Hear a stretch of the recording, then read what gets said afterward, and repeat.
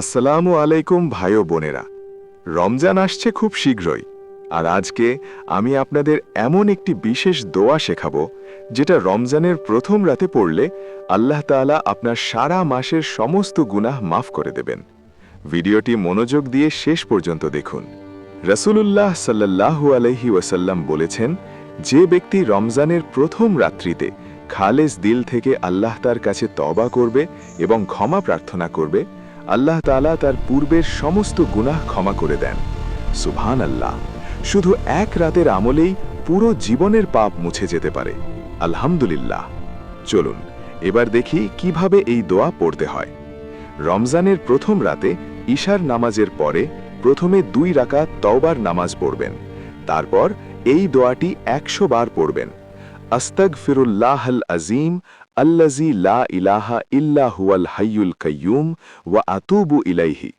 এই দোয়ার অর্থ হল, আমি ক্ষমা চাই মহান আল্লাহ তার কাছে, যিনি ছাড়া কোনো উপাস্য নেই, যিনি চিরঞ্জীব, চিরস্থায়ী, এবং আমি তার কাছে তওবা করছি।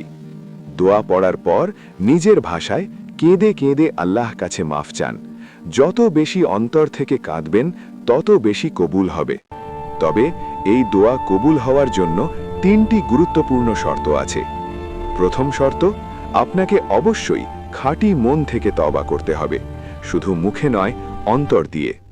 দ্বিতীয় শর্ত, যাদের হক নষ্ট করেছেন, যাদের সাথে খারাপ ব্যবহার করেছেন, বাবা মা, স্ত্রী, সন্তান, আত্মীয়, বন্ধু, সবার কাছে ক্ষমা চেয়ে নিতে হবে।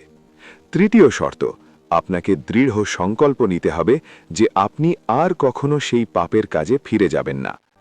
এই 3টি শর্ত যদি আপনি পূরণ করেন, তাহলে ইনশাআল্লাহ আল্লাহ তাআলা আপনার সমস্ত গুনাহ মাফ করে দেবেন। ভাইয়েরা আর বোনেরা, আমরা সবাই গুনাহগার, কিন্তু আল্লাহ অসীম ক্ষমাশীল।